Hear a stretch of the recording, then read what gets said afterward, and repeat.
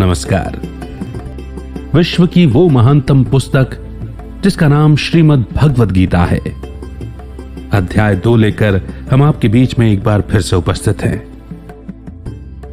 पहले अध्याय में आपने विषाद योग को पढ़ा और सुना।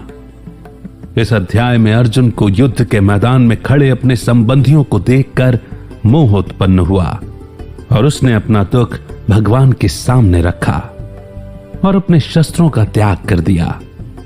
अब आगे अध्याय 2, ज्ञान योग या सांख्य योग।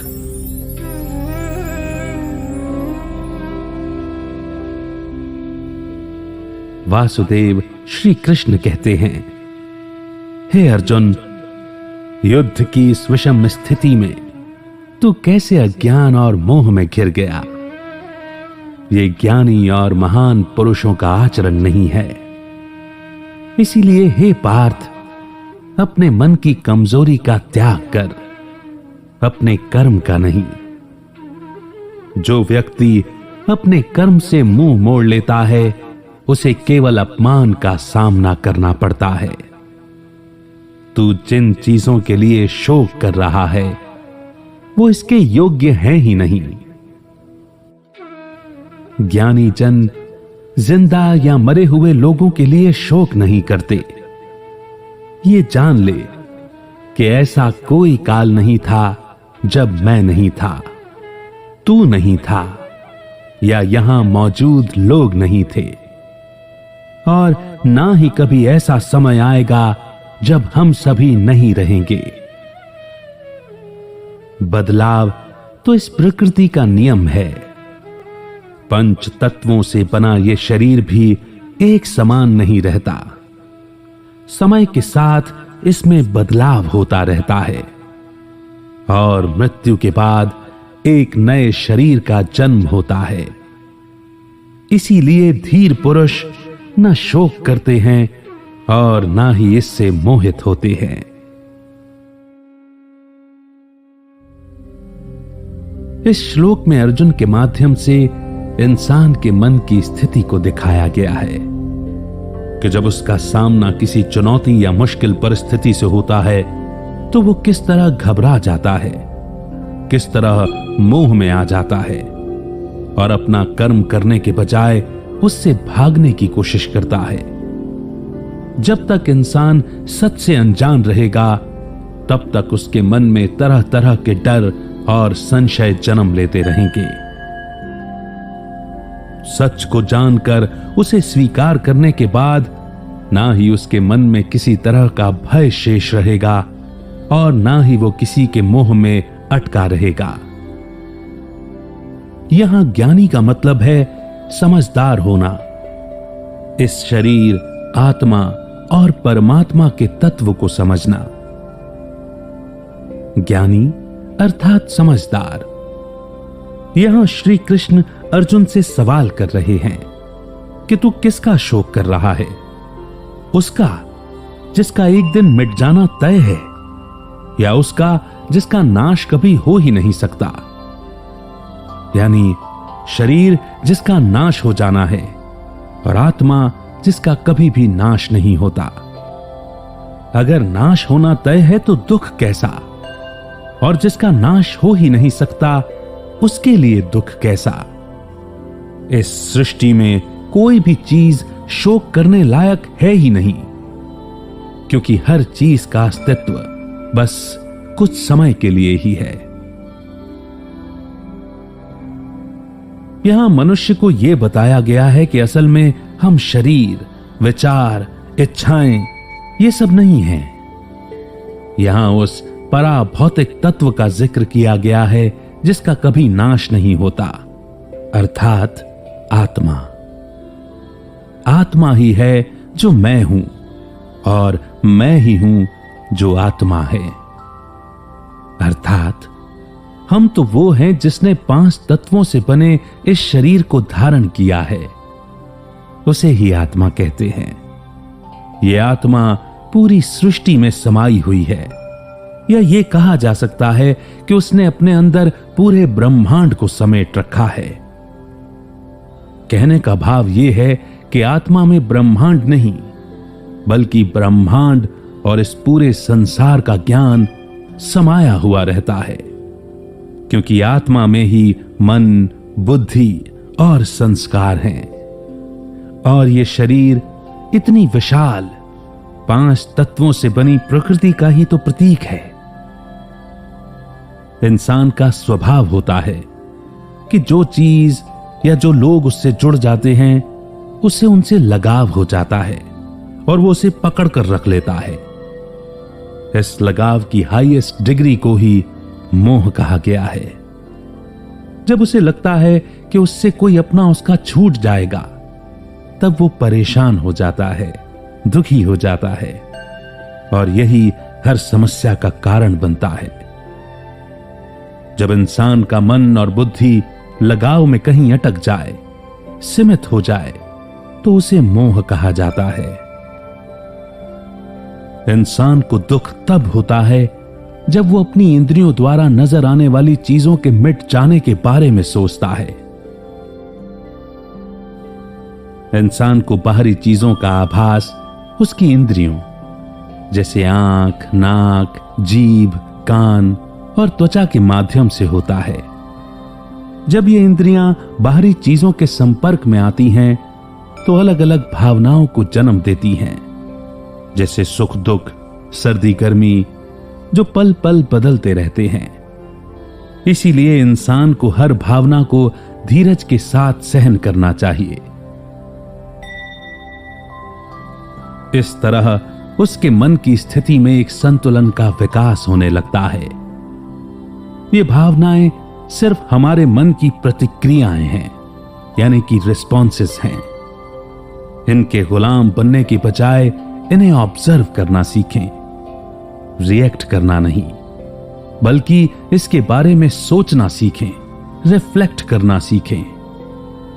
जितना ज्यादा इंसान खुद को बॉडी कॉन्शियस वाले मैं और मेरा शब्द के साथ जोड़ेगा, उतना ही वो जीवन में समस्याओं और भ्रमों यानी कि कंफ्यूजन्स का सामना करेगा।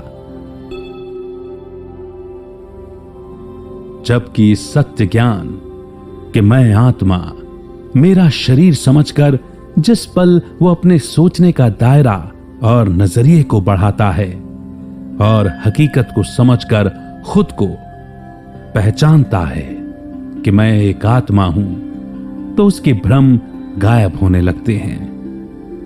इंसान का शरीर अग्नि, जल, आकाश, वायु और पृथ्वी इन 5 तत्वों से मिलकर बना है। जब ये 5 तत्व मिलकर एक साथ आ जाते हैं, तब एक नए शरीर का निर्माण होता है। समय के साथ शरीर में बदलाव होता है। पहले बचपन, फिर जवानी आती है और बुढ़ापे के साथ ये शरीर ढलने लगता है। जब शरीर काफी कमजोर हो जाता है या रहने लायक नहीं रहता, तब मृत्यु की स्थिति आती है। जब यह आत्मा शरीर को छोड़ देती है तो उस इंसान को मृत कहा जाता है। मृत्यु के बाद 5 तत्व वापस प्रकृति में अपने अपने मूल तत्व में मिल जाते हैं। इसीलिए असल में यहां खत्म तो कुछ भी नहीं हुआ, क्योंकि अजर अमर अविनाशी आत्मा तो ज्यों की त्यों रही और प्रकृति से बना हुआ यह शरीर भी कभी खत्म नहीं होता। वो बस बिखर जाता है और फिर एक साथ एक नए स्वरूप में वापस आ जाता है। आत्मा कभी मरती नहीं, उसका अस्तित्व सदैव था और सदैव बना रहेगा। जो भी बदलाव होता है वो प्रकृति के स्तर पर होता है, यानी जो कुछ भी इस प्रकृति से बना है उसमें बदलाव होता है। आत्मा के स्तर पर कुछ भी नहीं बदलता। आत्मा तो प्रकृति से परे है, पराभौतिक है, मेटाफिजिकल है, इसीलिए वो अविनाशी है। तो जिसका नाश नहीं हो सकता उसके लिए शोक या दुख कैसा? इस सृष्टि में कभी भी कुछ भी खत्म नहीं होता, बस उसका स्वरूप बदल जाता है। जब हम सच को जानकर उसे स्वीकार कर लेते हैं तो दुख करने का कोई कारण ही नहीं रह जाता। हमें दुख तब होता है जब हम चाहते हैं कि जिसे हम देख रहे हैं वो हमेशा वैसे का वैसा बना रहे, लेकिन ये तो नामुमकिन है, क्योंकि बदलाव ही प्रकृति की प्रवृत्ति है, वो तो होना ही है। यह आत्मा लगातार अनंत समय से चली आ रही है, इसीलिए दुख करने का तो कोई सवाल ही नहीं उठाना चाहिए। जो चीज प्रकृति से बनती है वो काल और काल चक्र से बंध जाती है, उसका एक साकार रूप होता है, इसीलिए एक न एक दिन उसका नाश होना भी निश्चित होता है। लेकिन जो निराकार है वो काल से परे हो जाता है, इसीलिए आत्मा का कोई कुछ नहीं बिगाड़ सकता। हमारा शरीर, हमारी इच्छाएं लगातार हर दिन बदलती रहती हैं, इसीलिए बदलाव तो हर पल हो रहा है, तो दुख किस बात का। जब इस बदलाव को तुम रोक नहीं सकते, बदल नहीं सकते, तो दुख क्यों करते हो? इस सच को समझकर इस नियम को स्वीकार करो। मोह का त्याग करना इसीलिए जरूरी है क्योंकि जब मनुष्य मोह में आ जाता है तो उसके सोचने की शक्ति खत्म हो जाती है और वो या तो फैसला लेने की क्षमता खो देता है या गलत कदम उठाता है, जिसका परिणाम बुरा ही होता है। इस श्लोक में यह भी समझाया गया है कि इंसान कमजोर नहीं होता, उसका डर और मोह भ्रम पैदा करता है, कंफ्यूजन क्रिएट करता है, जिस वजह से उसका मन कमजोर पड़ जाता है।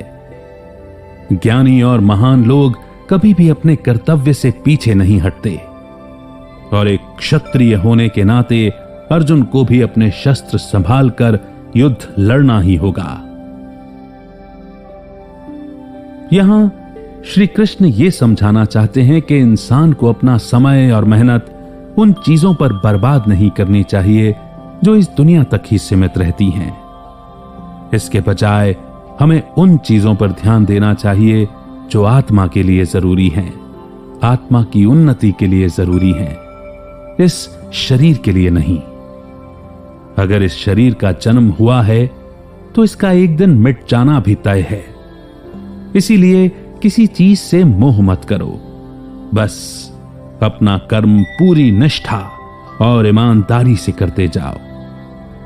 अगर जीवन के संघर्ष से भागोगे तो कायर के अलावा कुछ नहीं कहलाओगे और जीवन में कभी आगे नहीं बढ़ पाओगे।